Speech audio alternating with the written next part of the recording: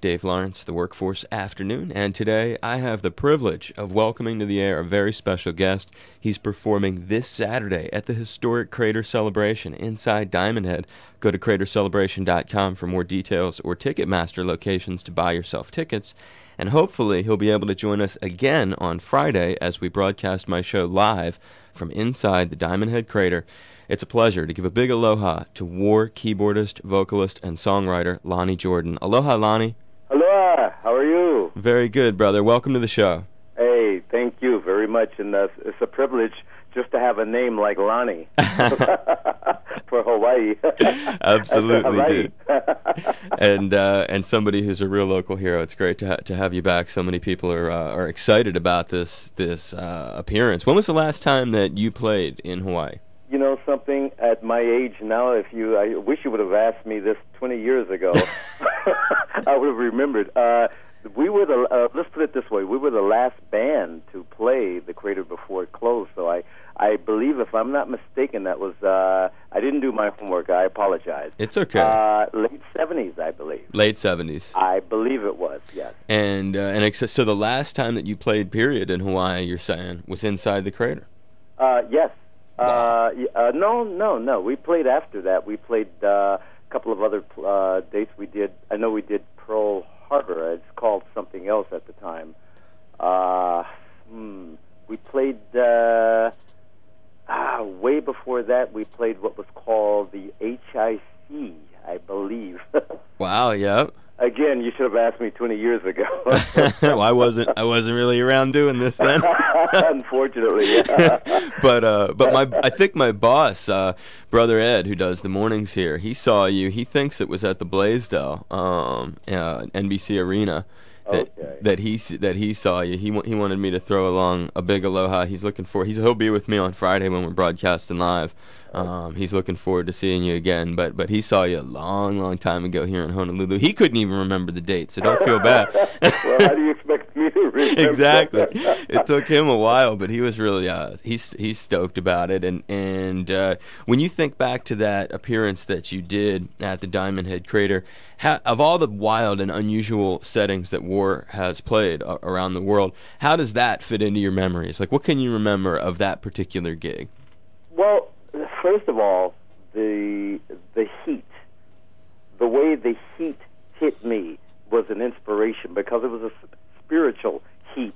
It wasn't like any other heat I've ever experienced before. Wow. And it was like, of course, being that it was Hawaii with so much spiritual inspiration around me, surrounding me as it was, it just made me play music in a way that I've never played before. Wow. And I really love that, man. Hawaii is not just one of my favorite places, but it is my favorite place to be on Earth. Because it's so natural, and maybe that's why my mother named me Lonnie. I don't know. I don't know what the connection is, but whatever it is, every time I come there, I feel like I've been there before. It's sort of like a deja vu. So whatever I give musically wise to Hawaii, it makes me feel like I'm giving back for a reason, and I don't know why. Maybe because something was given to me. And that's great to hear you say that, because so many fans here feel that kind of strong connection to war and your music, and it's great that I think people really must love hearing that you have that same connection right back towards this wonderful place. And fans still often, Lonnie, call one of the things, especially now that the Crater's coming, people are really excited for war to be arriving, so people are going through their memory banks of things related to war, and a lot of people ask, do you still have any connection with Eric Burden these days? I talk to Eric once in a while. Eric, sometimes we play the same venues here in the States, and some places that we get a chance to get together. I always make him sing "Spill the Wine." But if he doesn't, then I have my version. Oh, so you guys do get up and jam together when you see each other? Yeah, we do. There's as much as possible, because you have to look at it this way. You never know when the last time we're going to see each other. We're not spring chickens. No, man, but that's great. There's two things there that's valuable. So, yeah, the connection, the answer to people's question is, yeah, you guys still have a good relationship, and so good that, in fact, when you see each other in person and there's a concert involved, somebody's on stage with the other. Right. That's one thing. And then the second thing is you mentioned the very real, the impermanence of life and how things don't really last forever. And there was a special thing that you did right before, I believe you were there, right before a major legend left us, and that was back in 1970 at Ronnie Jordan's, or Ronnie Scott's. You're thinking of Ronnie Jordan, the guitar player. Right. I can't believe that. Ronnie Jordan. And he's British, too. And speaking of Great Britain, yeah, Ronnie Scott. Yeah. And that gig with Jimmy? Yeah, that we were the last band to play. Even though history seems to make a lot of errors on who the band was that played.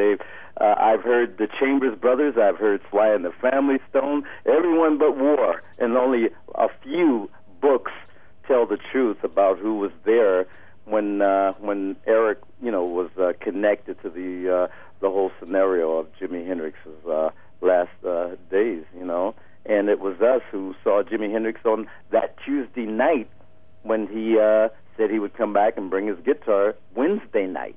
And I will never forget that, because that was one of the nights we played at Ronnie Scott's. We were playing like 5 nights a week. And so Jimmy came that Tuesday, brought his guitar Wednesday, we jammed, and it was that Wednesday when he I went to the apartment or wherever he was staying, and then I believe after 12 o'clock, which was that Thursday morning, when I received the call that he had passed away. But of course, before that, there was a lot of chaos going on with phone calls. His girlfriend calling, trying to figure out what to do, because he was still alive at the time, and he was, if I'm not mistaken, choking on his vomit. And she called Eric too, right? Well, Eric got the call. So did Jerry Goldstein, my producer. He got the call too, and the girl obviously was panicking because she didn't want to be involved with getting busted if the police arrived, with drugs and whatever else that she was paranoid about. Actually, the whole scenario could have been avoided, had she not panicked. But we've all been there, and that was just that era. It was just a lot of drugs, and no one wanted to be busted. No one wanted to go to prison at that time. Yeah, no, it was heavy stuff, and your recollection is that in her panic to cover her bases and get the drugs out of the apartment, basically, she kind of was. You're basically saying that Jimmy's life and Jimmy's health was sort of put at a second priority level to getting rid of the drugs.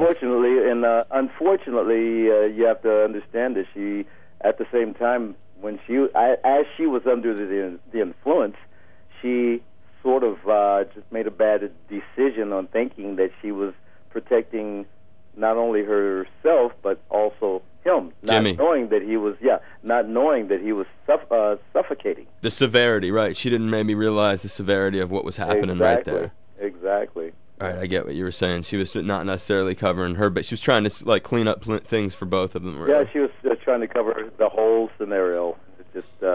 She just left out a couple of loopholes. But you were there, and Jimi Hendrix, you were one of the see. So I've always learned, Lonnie, I've always had the right story down, that it was War who was there at Ronnie Scott's. Okay, you had the right story. Okay, you know what I'm saying? I've always known that it was. I've always known that Eric was right there, right. and that you guys were with him then. Yeah, a lot of people was curious about Eric's new band, and that.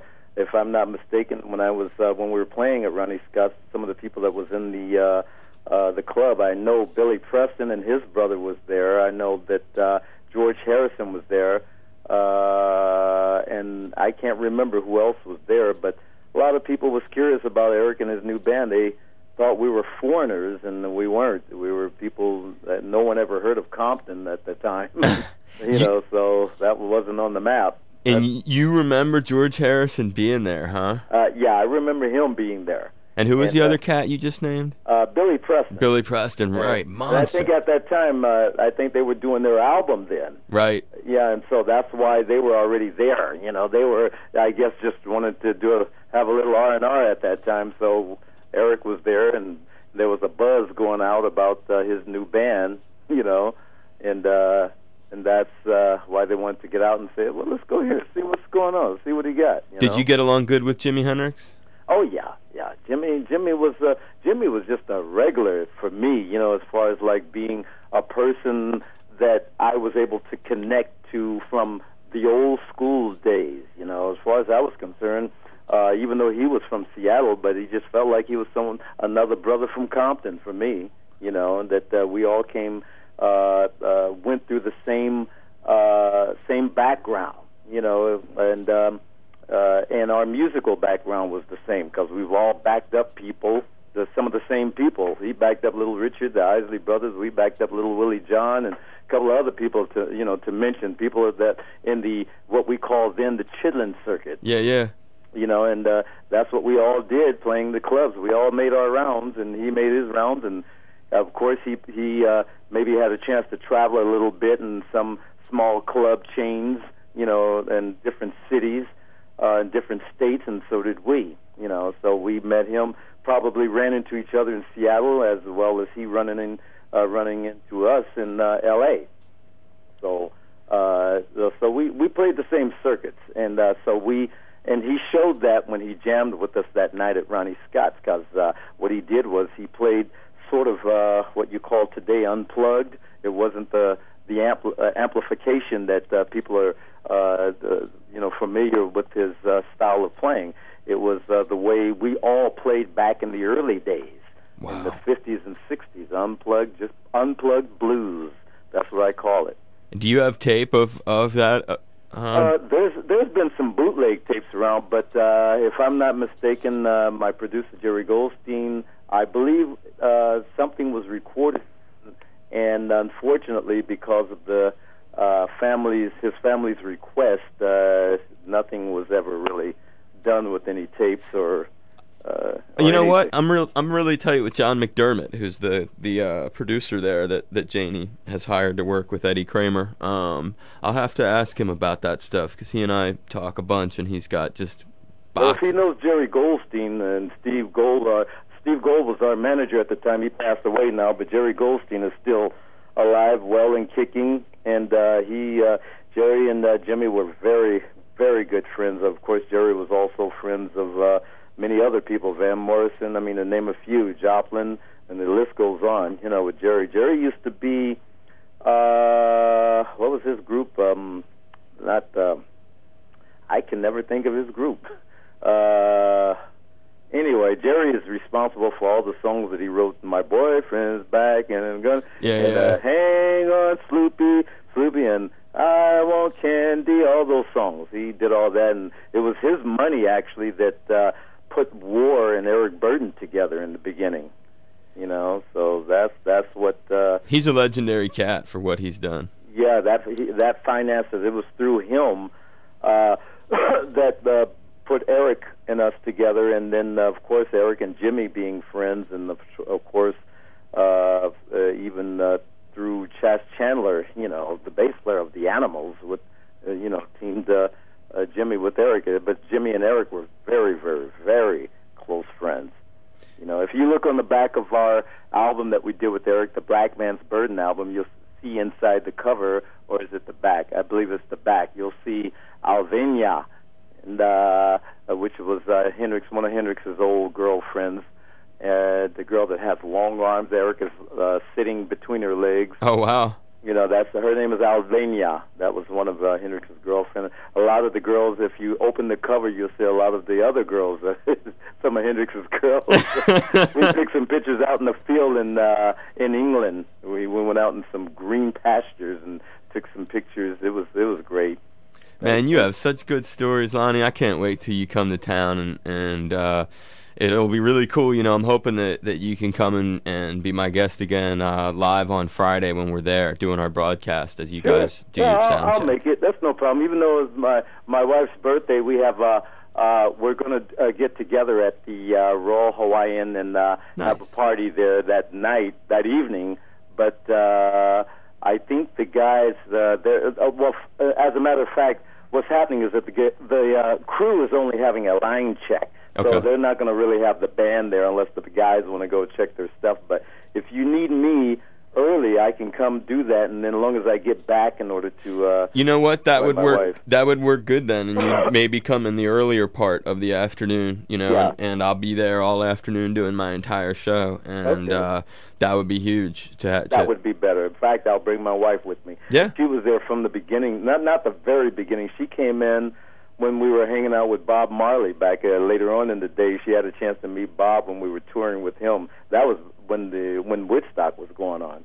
Oh. We toured with him, and we did that thing. And I mean, I have stories when I had my fight. Eric, if you ever have an interview with Eric or Jerry Goldstein, everyone else always asks, what is this story about Lonnie Jordan and Jim Morrison having a fight at a party, at one of your parties, Eric? And I'm not going to tell you, so you just have to ask them. Oh, or read about it in my book or something. It'll be a good conversation starter. That would be a start, because a lot of people have got the story wrong, and some people have gone to the extent of saying Lonnie Jordan killed Jim Morrison. And that's not true. I did not kill. I mean, I've heard rumors, and that's crazy, But I have some good stories. I had a great pleasure of playing on stage with a lot of different bands too, like Delaney and Bonnie. I used to always sit in with them when they toured with us, and bands like Black Oak, Arkansas, Little Feat. I had a great chance of even recording with Mark Bolan before he died. And I used to love Tommy Aldridge from Black Oak. He's one of my very favorite drummers in the entire world. That guy is...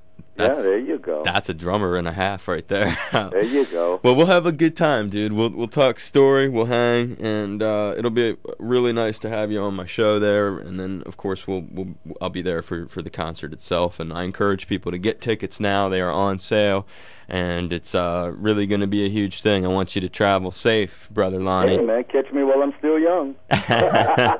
And a big mahalo to Lonnie Jordan of War for being my guest today. Thank you, man. Please do travel safe, man. Okay, Dave. Thanks a lot, man. Thanks for being on. Okay, bye. Aloha.